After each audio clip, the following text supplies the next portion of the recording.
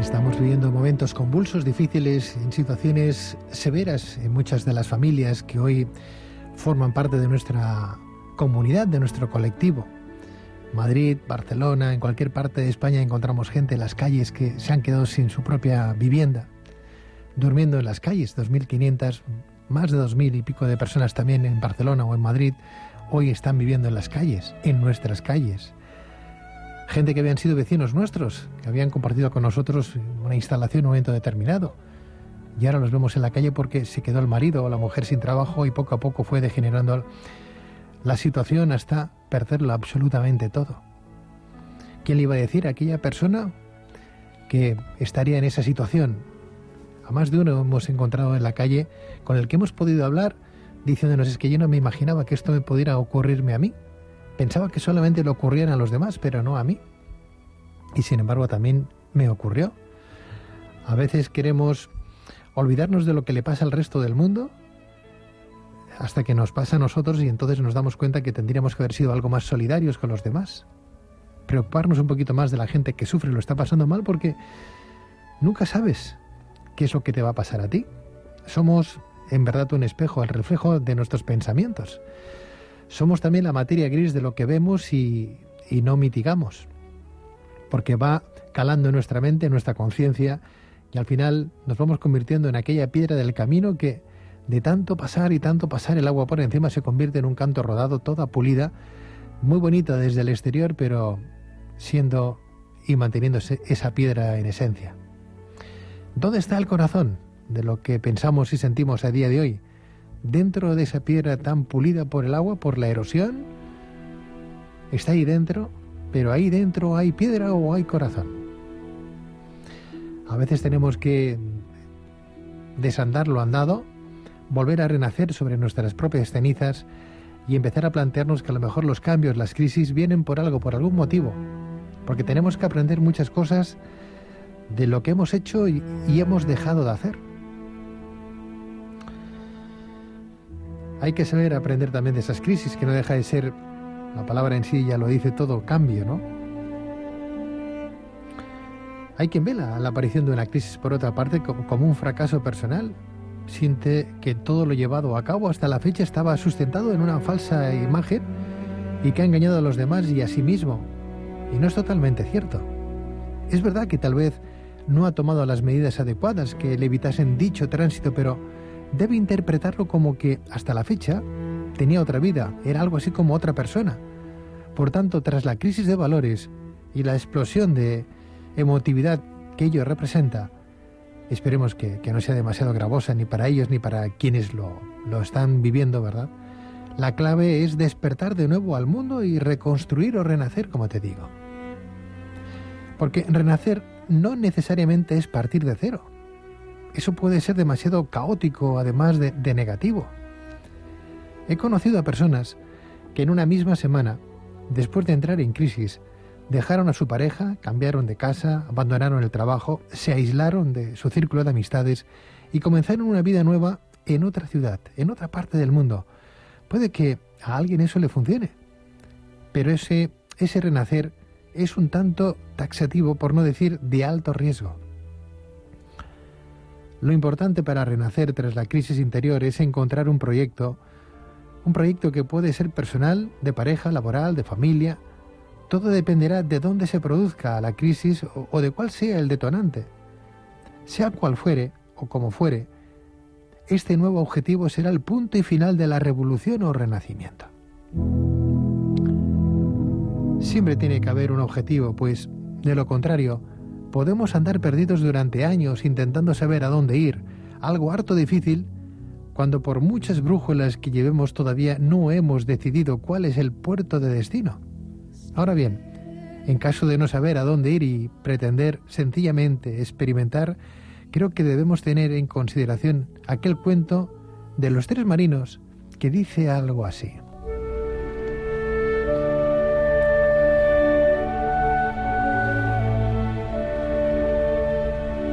Hubo una vez 3 marinos que zarparon en una pequeña barca, pues querían conocer el mundo. Uno de ellos se situó en la proa y solo se preocupaba por ver los nuevos destinos a los que llegaban. Otro Aferrado a la popa, miraba todo cuanto dejaban atrás y siempre sentía añoranza. En cambio, el tercero, que se había situado en el centro del barco, a veces miraba a babor, otras a estribor, que es como decir derecha o izquierda, otras hacia proa, hacia adelante, y otras hacia popa, hacia atrás. Cuando, tras largo tiempo de viaje, arribaron al que fue su último puerto, a los 3 marineros les preguntaron por su ruta. Bien, pues el que miraba a proa, hacia adelante, dijo que el viaje no había tenido sentido alguno, pues solo veía cosas nuevas, sin tiempo de ser asimiladas, ya que enseguida eran sustituidas por otras más nuevas todavía. Bien, el que había estado en popa, en la parte de atrás, y miraba hacia atrás, se quejó de que el viaje había sido inútil, pues todo cuanto veía alejarse del barco desaparecía dejando de tener sentido. El viaje le había producido una gran añoranza. Por último, al ser preguntado, el tercer marinero explicó lleno de gozo que su viaje había sido maravilloso, único e irrepetible. Dijo que había estado plagado de esperanzas, enseñanzas y experiencias, que unas las recordaba con más placer que otras, pero que todas, en definitiva, habían sido memorables tanto que se sentía un hombre nuevo y deseoso de escribir lo que había visto surcando los mares para que otros hombres pudieran disfrutar de su experiencia. Ante aquellas opiniones tan diversas, siendo los 3 marineros de la misma embarcación y habiendo realizado el viaje juntos, las gentes pensaron que todos ellos mentían. No comprendían 3 narraciones tan radicalmente distintas y los tildaron de mentirosos y embaucadores, diciendo que debían ser castigados por ello. De pronto, de entre la multitud, apareció un sabio y dijo: ¿No os dais cuenta de que no mienten, sino que cada uno de ellos se ha limitado a contar la experiencia bajo su perspectiva de vida? El que se situó en proa, en la parte de adelante, lo hizo porque estaba obsesionado por el futuro y solo fue capaz de ver aquello que llegaba a su vida, pero fue incapaz de aprovechar nada de ello. El que pasó el viaje en popa, en la parte de atrás, era un nostálgico incapaz de asumir nada nuevo en su vida, pues solo se preocupó por afligirse al ver todo lo que dejaba atrás sin siquiera haberlo disfrutado.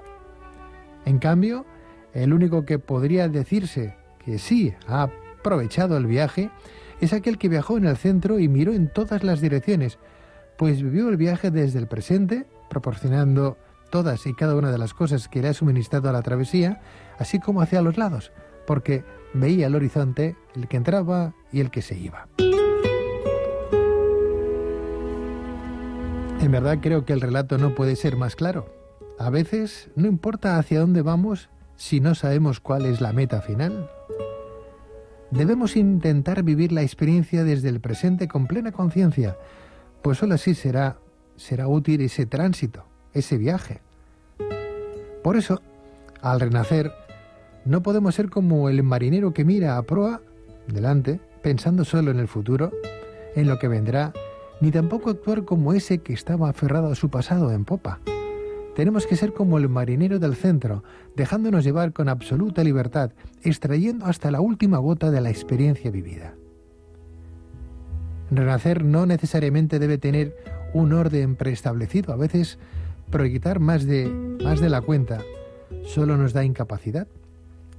Ya sabemos lo que dicen los mayores, que mucha barca poco aprieta. Eso es.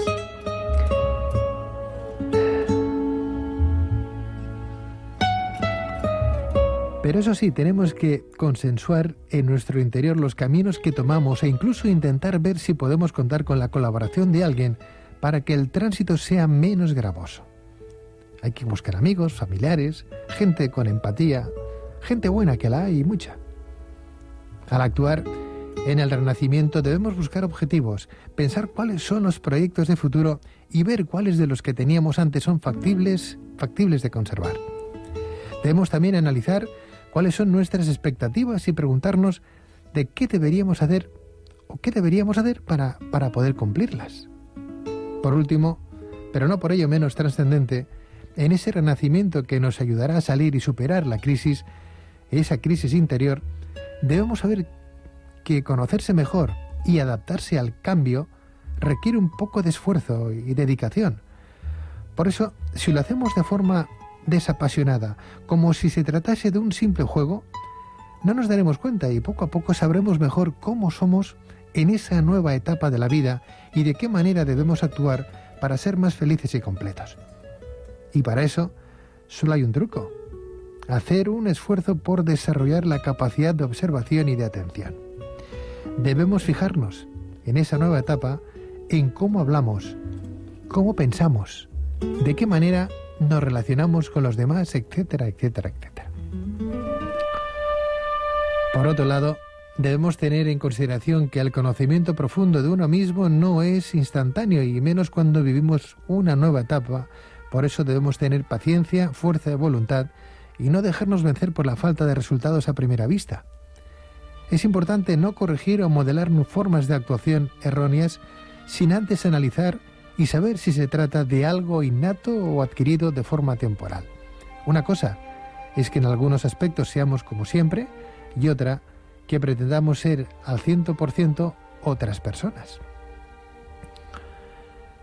Bien, el cambio o renacer también puede afectar a la propia imagen. Muchas personas, cuando entran en crisis, se cuidan menos, aparecen ante los demás con aspecto desaliñado, y eso en nada los beneficia de cara a una sociabilización, y por tanto debemos prepararnos para trabajar en la mente y en el cuerpo. La expresión del rostro, los ademanes en la conversación, los tonos de voz, la forma de vestir, las posturas, todo está relacionado con lo que pasa por la mente y puede ser una extensión de las emociones. Recordemos que quien modela su vida emocional también debe estar dispuesto a modelar la física. Bien, pues, no sé si sirve para algo estas palabras o si este pequeño discurso hecho para uno mismo sirve de algo o le ha servido o le puede servir a alguien.